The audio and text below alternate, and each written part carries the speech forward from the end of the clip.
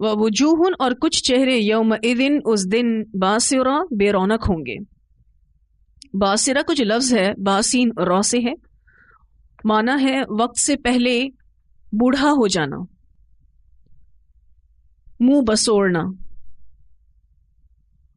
منہ بگڑنا. غم اور حزن سے سیاہ اور بے رونق ہو جانا، متغیر ہو جانا، زرد پڑ جانا، اداس ہو جانا. امام قتادہ رحمہ اللہ کہتے ہیں کہ یہ وہ لوگ ہوں گے جو تیوڑی چڑھائے ہوں گے. اسی طرح سے سدی رحمہ اللہ کہتے ہیں کہ ان کے چہروں کے رنگ اڑے ہوئے ہوں گے. وَوُجُوهٌ يَوْمَئِذٍ بَاسِرَةٌ اور کچھ چہرے اس روز بے رونق ہوں گے. تظن سمجھ رہے ہوں گے، ان یہ کہ یفعل بها کیا جائے گا ساتھ ان کے فاقرہ کمر توڑ برتاؤ. فاقرہ فقر سے ہے، فقیری اور محتاجی کو کہتے ہیں. کمر کا ٹوٹ جانا بھی مانا آتا ہے. کچھ مصیبتیں انسان پر ایسی آتی ہیں کہ جو اس کی کمر توڑ دیتی ہیں، وہی مراد ہے. مجاہد کہتے ہیں کہ اس کے معنی مصیبت کے ہیں. قتادہ کہتے ہیں کہ اس کے معنی شر کے ہیں. اور سدی کہتے ہیں کہ انہیں یہ یقین ہوگا کہ وہ تباہی اور ہلاکت سے دوچار ہونے والے ہیں. ابن زید ایک مفسر ہیں، وہ کہتے ہیں کہ وہ گمان کریں گے کہ اب عنقریب وہ جہنم رسید ہوں گے. تظن ان یفعل بها فاقرہ، کلا ہرگز نہیں. یہاں کلا یہ معنی دے رہا ہے کہ تمہارا جلدی حاصل ہونے والی دنیا سے محبت کرنا اور آخرت کو چھوڑ دینا ہرگز درست نہیں. کیونکہ پیچھے یہی بات ہوئی کہ یہ کفار آخرت کے انکاری ہیں. وجہ یہ ہے بل تحبون العاجلہ وتذرون الآخرہ. تو اللہ تعالیٰ کہتے ہیں کلا، ایسا نہیں ہونا چاہیے. تمہارا جلدی حاصل ہونے والی دنیا سے محبت کرنا اور آخرت کو چھوڑ دینا ہرگز درست نہیں. کچھ مفسرین نے کلا کا معنی حقاً بھی کیا ہے، یعنی حق یہ ہے. اور حق یہ ہے آگے آنے والی بات کے لیے کہا جا رہا ہے. اذا بلغت التراقی، جب پہنچ جائے گی حلق کو، یعنی جب جان حلق کو پہنچ جائے گی. یہ بات حق ہے. التراقی کا لفظ را قاف چھوٹے یا سے ہے. یہ گردن کے قریب سینے اور کندھے کے درمیان جو ہڈی ہوتی ہے اس کو کہا جاتا ہے، یعنی حلق. یعنی جب تمہاری جان حلق کو پہنچ جائے گی. کہنے کا مطلب یہ ہے کہ موت کا آہینی پنجہ تمہیں اپنی گرفت میں لے لے گا،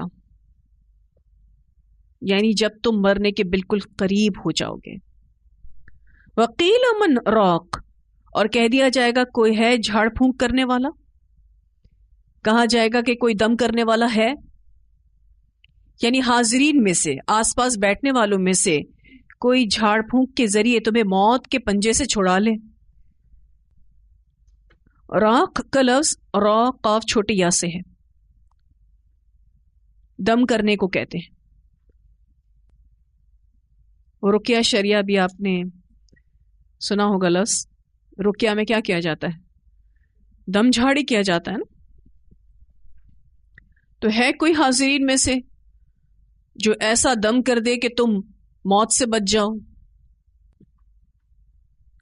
راق کا معنی اوپر چڑھنا بھی ہے، یعنی اوپر آنے والا ہے کوئی جو آخری تدبیر کرے. کس چیز کے لیے تدبیر کرے؟ موت سے بچانے کے لیے.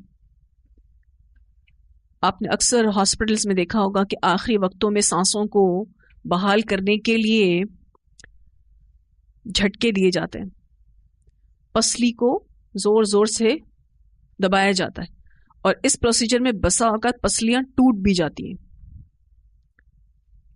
وہ بات کہی جا رہی. وقیل من راق، ہے کوئی دم جھاڑ کرنے والا، ہے کوئی آخری تدبیر کرنے والا جو تمہاری سانسوں کو بحال کر کے تمہیں زندگی دے دے. وَظَنَّ أَنَّهُ الْفِرَاقُ، اور وہ سمجھ لے گا کہ بے شک وہ جدائی کا وقت ہے. ظنّ کے بعد انا آ رہا ہے، یعنی یقینی بات ہے. اس کو یقین آ جائے گا. کس کو یقین آ جائے گا؟ مرنے والے کو، کہ اب جدائی کا وقت آ گیا. ہر چیز سے جدائی کا وقت آ گیا، صرف رشتے ناتوں سے نہیں، ہر چیز سے جدائی کا وقت آ گیا.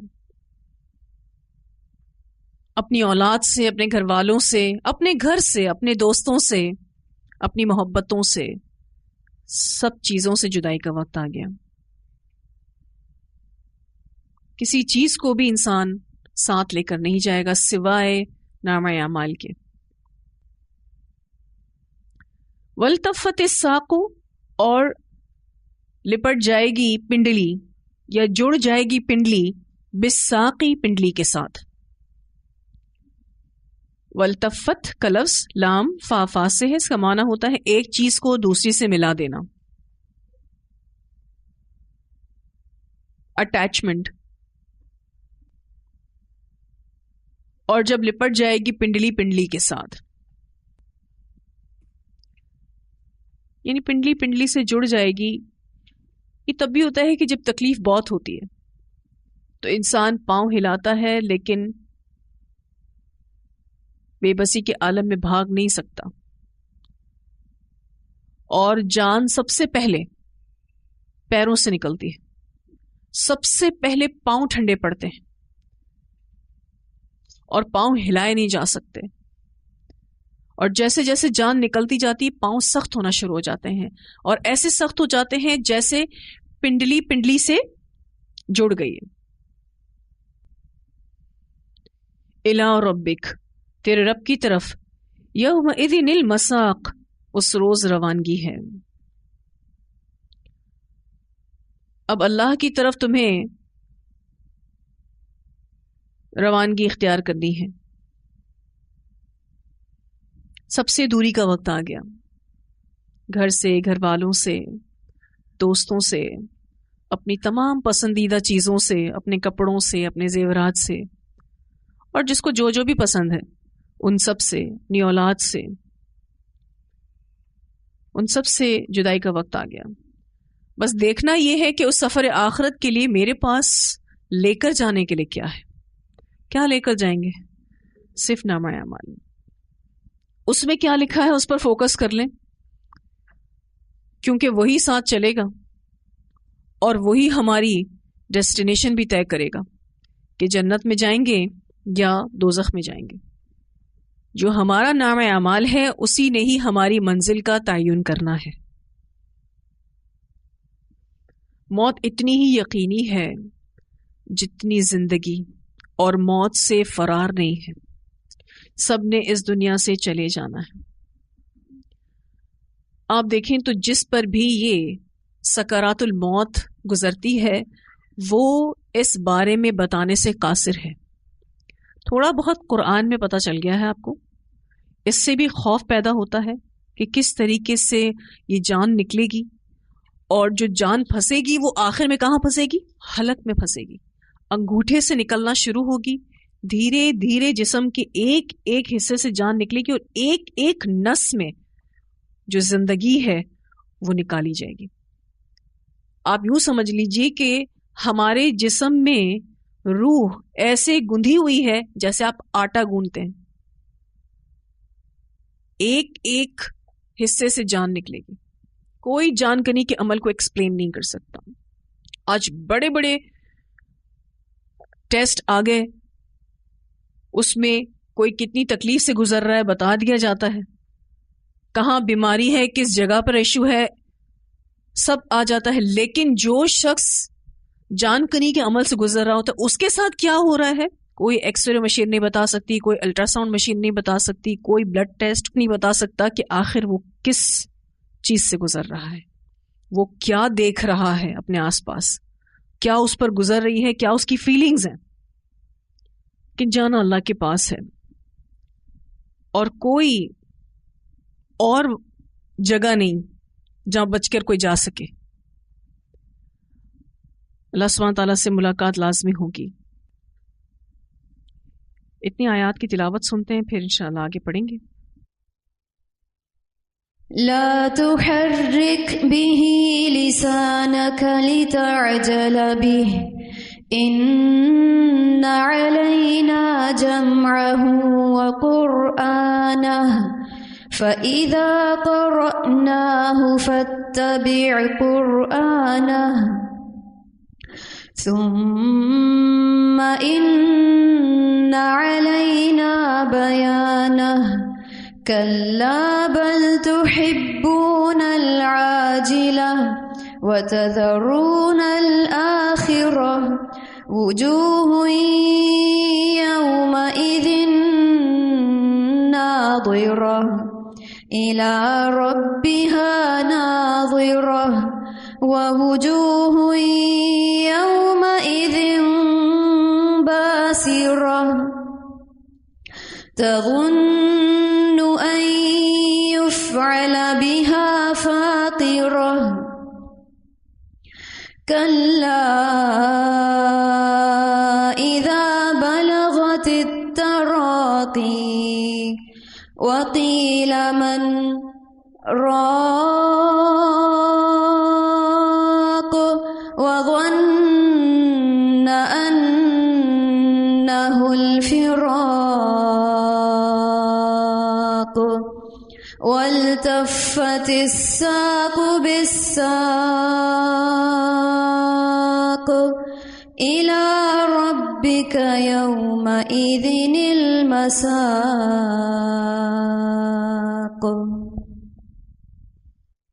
جو من راق کے الفاظ آئے ہیں، اس کی ایک تفسیر یہ بھی کی جاتی ہے کہ یہ فرشتوں کا کلام بھی کہا گیا ہے. اس صورت میں مطلب یہ ہوگا کہ فرشتے ایک دوسرے سے پوچھیں گے کہ اس شخص کی روح کو جنت کے فرشتے لے کر اوپر چڑھیں گے یا دوزخ کے. راقین کا ایک معنی دم جھاڑ کرنا، جھاڑ پھونک کرنا، ٹھیک ہے، اور ایک معنی اوپر چڑھنا. جب اوپر چڑھنے کے معنی کو ہم لیتے ہیں تو اس میں مفسرین یہ کہتے ہیں کہ یہ فرشتوں کے کلام کی بات ہو رہی ہے. وقیل من راق، فرشتے ایک دوسرے سے پوچھیں گے کہ اس شخص کی روح کو جنت کے فرشتے لے کر اوپر چڑھیں گے یا دوزخ کے.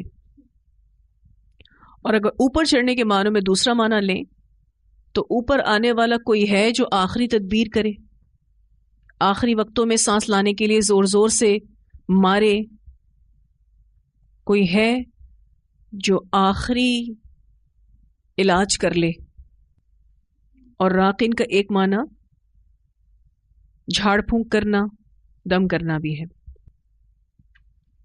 جب موت کے قریب شخص کے گھر والے اس کا علاج کرا کرا کے تھک جاتے ہیں تو پھر وہ لوگوں سے پوچھتے پھرتے ہیں کہ کوئی ایسا دم ہو جو ہم اپنے اس بیمار شخص پر کریں اور یہ ٹھیک ہو جائے.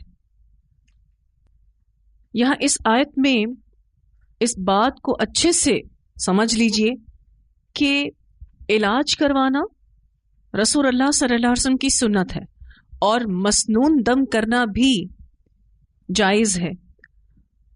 ایسے تمام دم جھاڑ کی اجازت ہے جس میں شرکیہ کلام نہ ہو، شرکیہ کلمات نہ ہوں. ایک روایت میں آتا ہے، سیدنا ابن عباس رضی اللہ تعالیٰ عنہما سے روایت ہے کہ آپ صلی اللہ علیہ وسلم نے فرمایا، میری امت میں سے 70,000 آدمی بے حساب جنت میں جائیں گے. یہ کہہ کر آپ صلی اللہ علیہ وسلم اندر چلے گئے اور یہ نہیں بتایا کہ وہ 70,000 آدمی کون ہوں گے.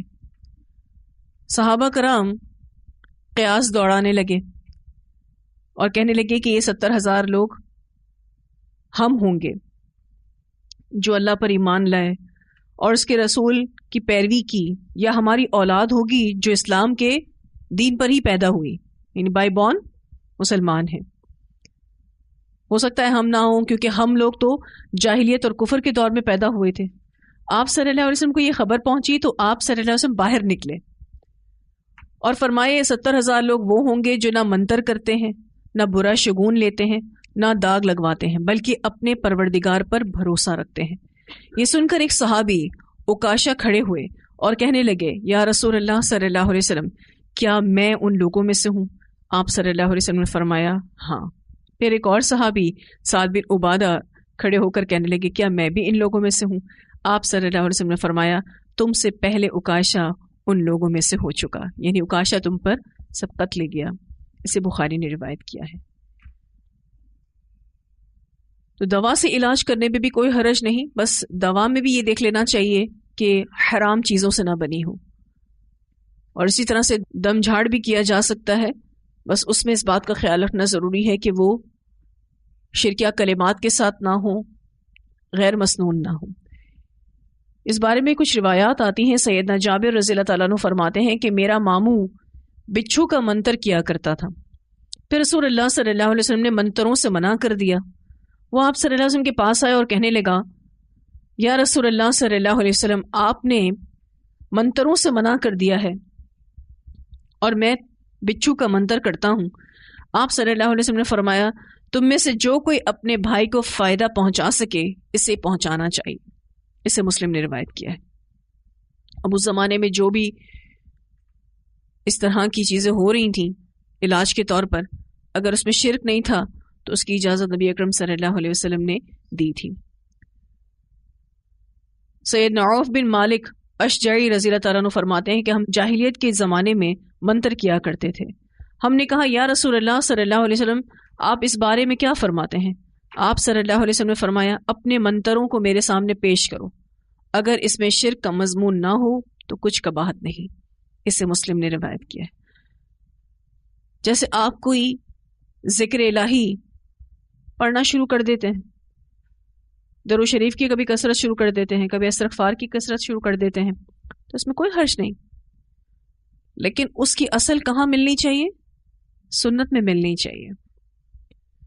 سیدہ عائشہ رضی اللہ تعالیٰ عنہ فرماتی ہیں کہ جب کوئی گھر میں بیمار ہوتا تو آپ صلی اللہ علیہ وسلم اس پر سورۃ الفلق اور سورۃ الناس پڑھ کر پھونکتے تھے.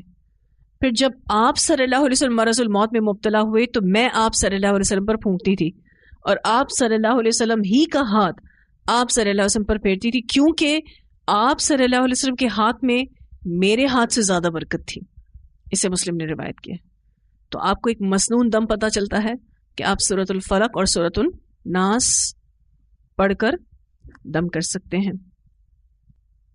ایک صحابی ہیں حضرت عثمان بن ابو العاص ثقفی، کہتے ہیں کہ میں نے رسول اللہ صلی اللہ علیہ وسلم سے شکوہ کیا کہ جب سے میں اسلام لایا ہوں میرے بدن میں کچھ درد سا رہتا ہے.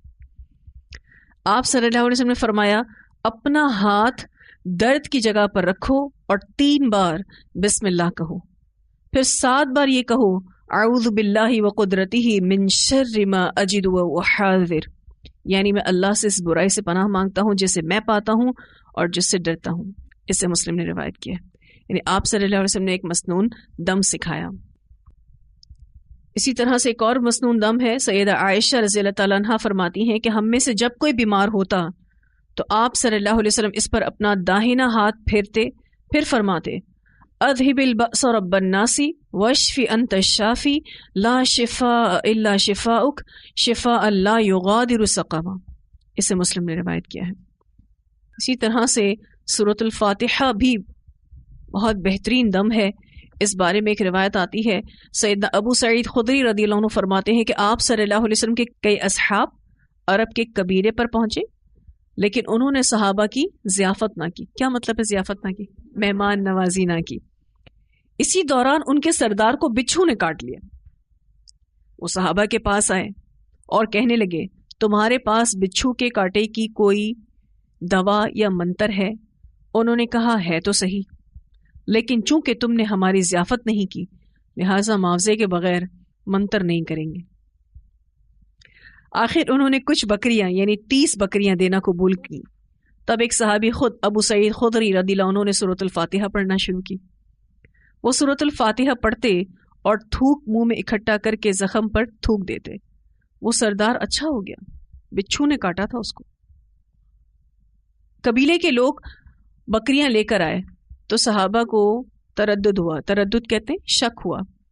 جب تک آپ صلی اللہ علیہ وسلم سے پوچھ نہ لیا جائے ان بکریوں کو قبول کیا جائے یا نہ کیا جائے. چنانچہ جب صحابہ رضی اللہ عنہم نے آپ صلی اللہ علیہ وسلم سے پوچھا تو آپ صلی اللہ علیہ وسلم ہنس دیے اور فرمایا، ارے تجھے یہ کیسے معلوم ہوا کہ سورۃ الفاتحہ منتر بھی ہے؟ بکریاں لے لو اور میرا حصہ بھی لگاؤ. کیونکہ سکھایا کس نے ہے؟ میں نے سکھایا ہے. بخاری کی روایت ہے. تعویذ گنڈوں کی ممانعت کی گئی. ابو بشیر انصاری رضی اللہ تعالیٰ عنہ کہتے ہیں کہ اب ایک سفر میں اپنے آرام کے ٹھکانے میں تھے. اتنے میں رسول اللہ صلی اللہ علیہ وسلم نے ایک شخص، اور وہ شخص جو تھے وہ زید بن حارثہ تھے، ان کے ہاتھ پیغام کہلا بھیجا کہ کسی اونٹ کی گردن میں گنڈا ہو تو وہ کاٹ دیا جائے. تعویذ گنڈا وہ کاٹ دیا جائے. اسے بخاری نے روایت کی. اس سے پتہ چلتا ہے کہ اس ٹائم پہ لوگ بھی تعویذ پہنتے تھے اور اپنے جانوروں کو بھی پہنایا کرتے تھے. تو آپ صلی اللہ علیہ وسلم نے فرمایا اس کو کاٹ دو کیونکہ یہ شرک ہے. جس نے تمیمہ لٹکایا اس نے شرک کیا. ایک اور روایت ہے، رسول اللہ صلی اللہ علیہ وسلم کے پاس ایک وفد بیعت کے لیے حاضر ہوا. آپ صلی اللہ علیہ وسلم نے ان میں سے 9 کی بیعت کی مگر ایک سے نہ لی. وجہ دریافت کرنے پر فرمایا اس نے تعویذ پہنا ہوا ہے اس لیے میں اس سے بیعت نہیں کر سکتا. پھر ہاتھ ڈال کر اس کا تعویذ کاٹ ڈالا اور بیعت لے لی اور فرمایا کہ جس نے تمیمہ لٹکایا اس نے شرک کیا. اسے مسند احمد نے روایت کیا ہے. ان تمام احادیث سے جو خلاصہ نکلتا ہے وہ یہ ہے کہ دم جھاڑ کا مسنون طریقہ صرف یہ ہے کہ مریض پر قرآن کی آیات یا مسنون دعائیں پڑھ کر دم کیا جائے. البتہ اگر دم جھاڑ کے الفاظ کے معنی پوری طرح سے سمجھ آتے ہوں اور اس میں کوئی شرک کی بات نہ ہو تو ایسا دم بھی کرنا غلط نہ ہوگا، اس میں کوئی حرج نہیں ہے. مثلا ہم اپنی اردو زبان میں کوئی دعا مانگ کے اس پر دم کر دیتے ہیں تو ٹھیک ہے، کوئی بات نہیں، بس شرک نہ ہو اس میں. لیکن ضرورت نہیں ہے نا اس کی. کیوں ضرورت نہیں ہے؟ اتنے مسنون دم باقی ہیں، پہلے وہ تو پڑھ لیں، کیونکہ ان سے بہترین دم نہیں ہے کوئی جو رسول اللہ صلی اللہ علیہ وسلم نے ہمیں بتا دیے ہیں.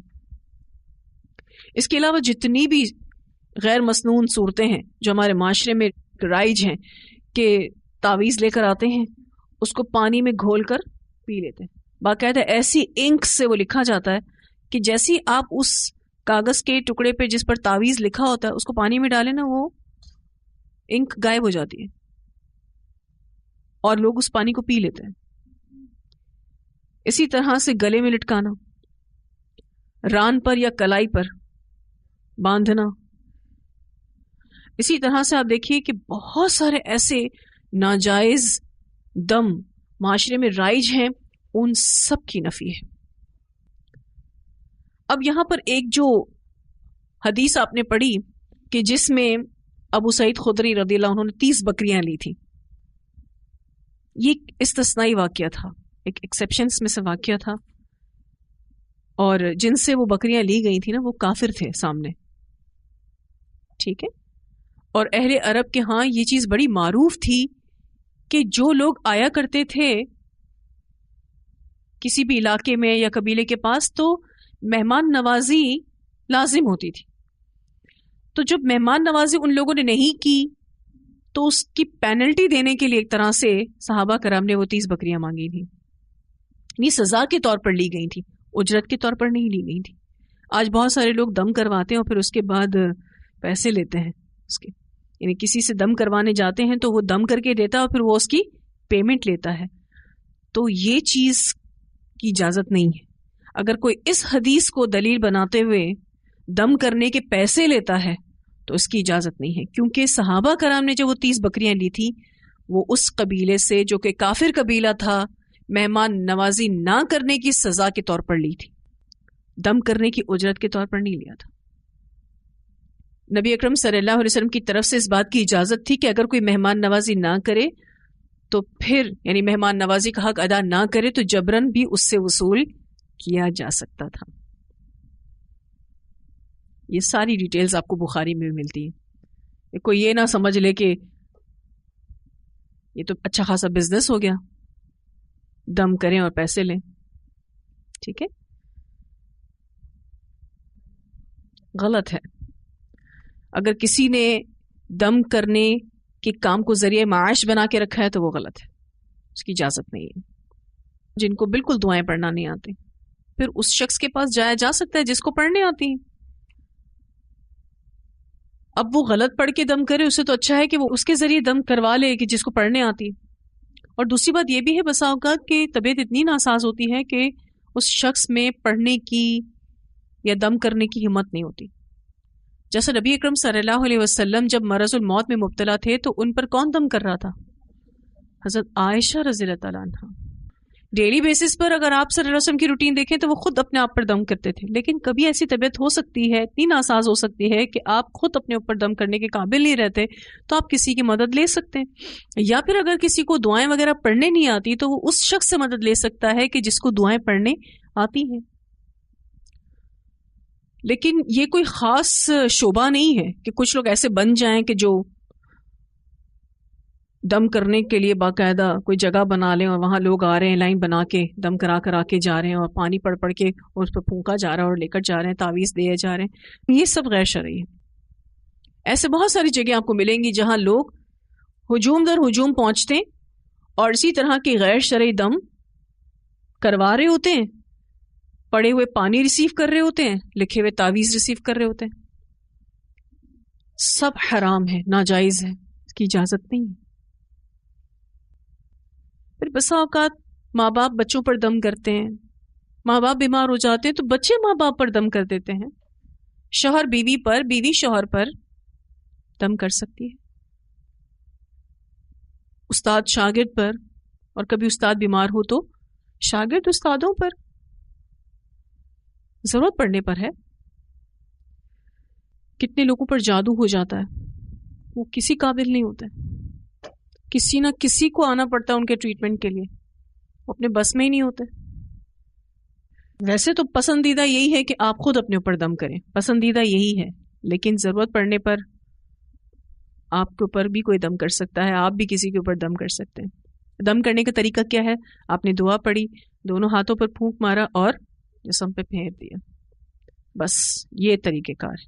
پانی کے اندر پھونک مارنا، وہ تو ویسے بھی پھونک مار کے پانی پینا، چائے پینا، کھانا کھانا تو منع ہی ہے، ویسے بھی الاؤڈ نہیں ہے اسلام میں. تو آپ پانی میں پھونک ماریں تو ویسے بھی اس کی اجازت نہیں ہے. ٹھیک ہے، تو ان تمام غیر مسنون دموں کی نفی کی جا رہی ہے.